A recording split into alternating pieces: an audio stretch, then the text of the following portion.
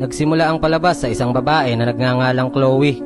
Trabaho niya ang magbigay ng kaligayahan sa mga lalaki. Pinapaupahan niya ang sarili niya para maging syota ng kliyente niya. Lahat ng pantasya ng umuupa sa kanya ay pinagbibigyan niya. Kasama na dyan ang malinamnam na bayuhan. Kayang-kaya niya akitin at paligayahin ang kalalakihan. Kasi nga naman, yummy. Isang araw habang papasakay sila sa kotse ng kliyente niya, ay pinagmamasdan sila ng isang doktora na nagngangalang Catherine. Isang matagumpay na doktora si Catherine na nakatira ngayon sa Toronto kasama ang pamilya niya. Ang asawa naman niya na si David ay propesor sa kolehiyo. Isang haliparot na estudyante ang nagtanong sa kanya kung pwede ba silang kumain sa labas. Tinanggihan siya ni David dahil kailangan daw niyang makahabol sa biyahe pa uwi ng Toronto. Kaarawan kasi niya ngayon kaya magse-celebrate sila ng pamilya niya. Walang alam si David na naghanda pala si Catherine ng surprise party. Pero alanganing oras na ay wala pa rin si David. Kaya sinabi ni Catherine sa mga bisita na maghintay lang sila. Sigurado daw siya na uuwi ngayon ang asawa niya. Pero biglang tumawag si David. Sinabi ni David na hindi niya inabutan ang biyahe papuntang Toronto. Bukas ng umaga pa raw siya makakarating sa bahay nila. Hindi mapigilan magdamdam ni Catherine. Medyo matagal niya kasing pinaghandaan ang birthday party ni David. Nagising kinaumagahan si Catherine na andoon na ang asawa niya. Humingi si David ng paumanhin dahil hindi daw niya alam na may inihandang party si Catherine. Surprise party nga eh. Alangan naman sabihin sa'yo. Diba?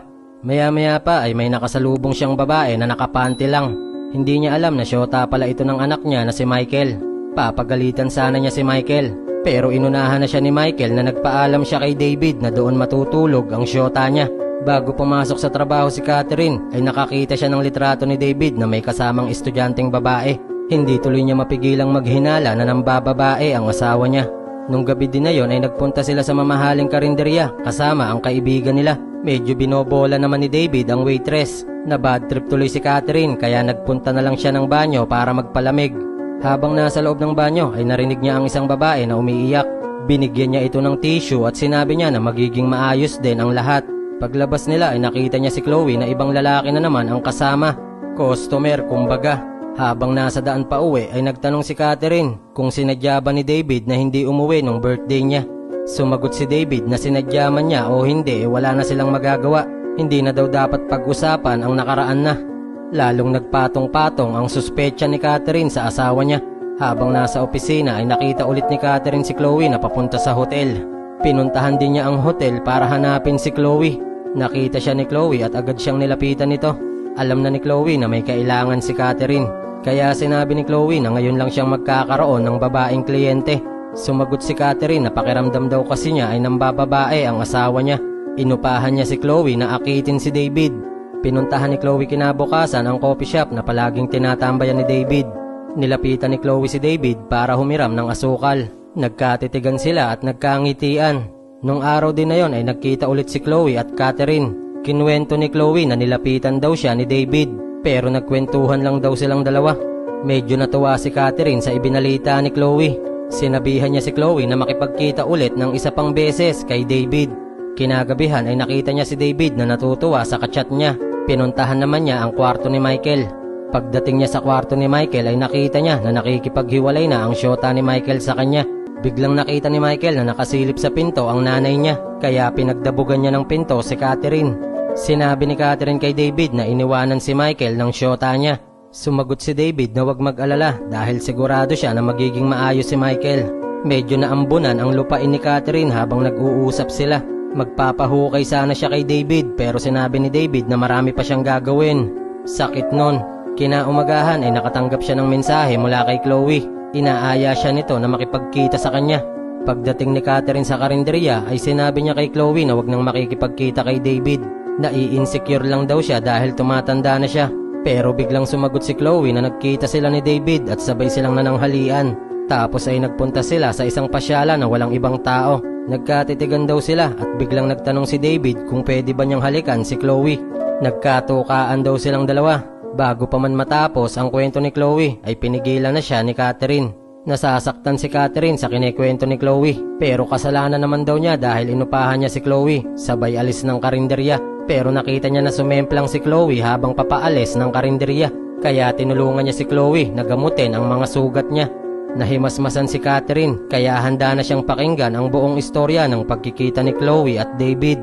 Sinabi ni Chloe na tuwang-tuwa daw si David habang nagtutukaan sila. Naramdaman din daw ni Chloe na 100% na ang tarugo ni David. Bigla na lang natulala si Catherine. Nang makauwi sa bahay ay naligo kaagad si Catherine. Habang naliligo siya ay nai-imagine niya kung gaanong katigas ang tarugo ni David. Kinabukasan ay nakatanggap ng mensahe si Catherine mula kay Chloe. Inaaya siya ni Chloe na magkita daw sila sa isang hotel. Pagdating ni Catherine ay katatapos lang maligo ni Chloe. Kinuwento kaagad ni Chloe ang nangyari sa kanila ni David. Sinabi niya ang buong istorya kung papaano siya hawakan at lamutakin hanggang sa ibaon daw ni David ang galit na tarugo sa lupain niya. Sa halip na magalit ay parang ginaganahan pa si Catherine sa mga naririnig niya. Parang baso na maraming yelo, nagtutubig. Sinabi ni Catherine na bigla niyang naalala ang panahon na binabayo pa siya ni David. Medyo matagal na rin daw kasi nung huli silang magbayuhan ni David. Naawa si Chloe kay Catherine kaya bigla niya itong hinalikan. Nabigla si Catherine kaya nilayasan niya si Chloe. Nung gabi din na yon ay nagpunta si Catherine sa eskwelahan nila Michael para panoorin ang pagtugtog niya ng piano. Paglapit ni Catherine kay David ay hinalikan nito ang kamay niya. Naglagay ng pabango si Catherine para ganahan sa kanya si David. Pero hindi man lang ito pinansin ng asawa niya. Lalo tuloy siyang nai-insecure dahil pakiramdam niya ay tumatanda na siya. Bigla niyang inaya si Chloe sa hotel.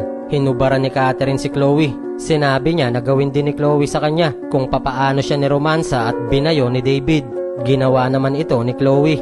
Magkasabay silang umuwi pagkatapos nilang magkaliskis ng tilapia. Bago bumaba ng taxi si Catherine ay sinabihan niya si Chloe na wag na ulit makikipagkita kay David. Binibigyan siya ni Chloe ng hairpin. Galing pa daw ito sa lola ni Chloe pero hindi niya ito kinuha. Sinabi niya na itago na lang ito ni Chloe. Pagpasok ni Catherine sa bahay ay hinihintay pala siya ni David. Nagtanong si David kung meron ba siyang lalaki dahil inuumaga na daw siya ngayon sa labas ng bahay. Pero ibinalik ni Catherine ang tanong ni David. Sinabi niya na baka si David daw ang nambababae. Nauwi sa pagtatalo at sigawan ang pag-uusap nila. Bumaba tuloy si Michael nang marinig sila nitong nag-aaway. Nagalit si Michael sa kanilang dalawa kaya natigil ang pagtatalo nila. Pagdating niya sa opisina ay nakatanggap siya ng email mula kay Chloe. Naglalaman ito ng litrato nilang dalawa na magkatabi sa kama. Nagulat si Catherine kaya tinawagan niya si Chloe. Pero nandoon na pala si Chloe sa harap ng opisina niya. Sinabi ni Catherine na tapos na ang transaksyon nila. Ito na daw ang huling pagkikita nilang dalawa. Sumagot si Chloe na mahal na daw niya si Catherine. Pero ayaw na ni Catherine na magpatuloy sa pagkikita nila. Binayaran ni Catherine si Chloe at nakiusap siya na wag na ulit magpapakita. Napaiyak si Chloe bago lumabas ng opisina. Sobra siyang nasaktan dahil tinamaan talaga siya kay Catherine. Pinuntahan ni Chloe si Michael para akitin. Maya-maya pa ay nakatanggap ng mensahe si Catherine mula kay Chloe. Sinabi ni Chloe na nagkita daw ulit sila ni David. Tinawagan niya si Chloe at sinabi niya na magkita sila sa karinderya. Pinapunta din niya si David para magkaharap-harap sila. Pero nang dumating si Chloe ay wala man lang reaksyon si David. Biglang lumabas ng karinderya si Chloe. Dahil doon ay napagtanto ni Catherine na nagsisinungaling lang si Chloe. Lahat ng kinuwento niya tungkol sa pagtatampisaw nila ni David ay hindi totoo. Gawa-gawa lang ni Chloe kumbaga.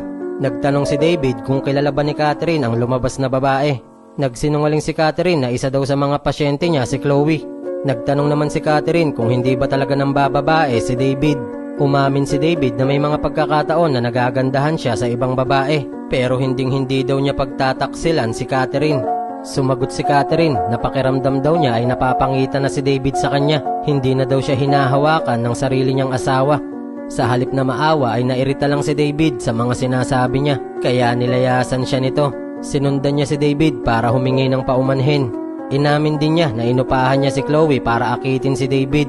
Habang tumatanda daw kasi siya ay parang hindi na siya tinitingnan ni David. Samantalang si Catherine daw ay lalong nagagwapuhan kay David habang tumatanda sila. Dahil daw sa pagiging insecure niya ay nasisira na ang pagsasama nila. Nag-usap sila ng masinsinan. Bigla na lang silang nagtukaan dahil tinanggap nila ang pagkakamali ng isa't isa. Habang wala sa bahay ang mag-asawa ay pinuntahan ni Chloe si Michael. Inaakit niya si Michael na talaga naman. Sinong Michael ba naman ang tatanggi dyan? Yummy. Dumating si Catherine at inabutan niya na natutulog ang dalawa sa kama nila. Pinalabas niya ng kwarto si Michael para kausapin si Chloe. Sinabi ni Chloe na hindi siya dapat itinatapon ni Catherine na parang basura dahil ginamit daw siya ni Catherine at pinakinabangan. Totoo daw ang pagmamahal na nararamdaman niya para kay Catherine.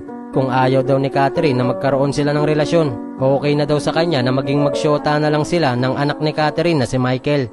Sumagot si Catherine na hindi siya papayag. Sinabihan niya si Chloe na layuan na ang pamilya niya. Bigla na lang tinutukan ni Chloe ng hairpin ang lalamunan ni Catherine. Sa kanya inutusan si Catherine na halikan siya. Habang nagtutukaan sila ay dumaan pala sa likuran si Michael. Nagulat si Catherine nang makita niya si Michael. Dahil doon ay naitulak niya sa bintana si Chloe. Buti na lang at nagawang kumapit ni Chloe kaya hindi siya tuluyang nahulog. Pero bigla na lang bumitaw si Chloe para magpakamatay. Makalipas ang ilang buwan ay nag-celebrate sila ng graduation ni Michael. Sinisisi pa rin ni Catherine ang sarili niya sa pagkamatay ni Chloe. Kaya makikitang suot niya ang hairpin ni Chloe bilang pag-alala sa kanya. Dito na po nagtatapos ang ating palabas. Kita-kita tayo ulit sa susunod na lokohan. Salamat po.